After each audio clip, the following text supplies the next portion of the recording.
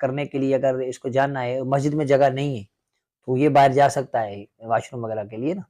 लेकिन इसमें भी लेट नहीं करनी, यानी यूँ नहीं कि लाइन में खड़ा हो जाए कि कहीं पर वॉशरूम एक है तो बिल्कुल लाइन में खड़े हुए हैं, उस टाइम जाए, जहाँ पर जिस टाइम रश वगैरह ना हो, ये फारिग होकर जल्दी वापस आ जाए। लेकिन इन कामों के लिए अगर मस्जिद के अंदर जगह है, तो फिर वो बाहर नहीं जा सकता। यानी वज़ू खाना बना हुआ है यहाँ पर, तो वज़ू यहाँ आके करेगा, वहाँ नहीं करेगा। इसी तरह वॉशरूम यहाँ मस्जिद वाला है, तो इसको इस्तेमाल करेगा जो मस्जिद के बाहर आमतौर पर होता है, फिर बाहर नहीं जाएगा।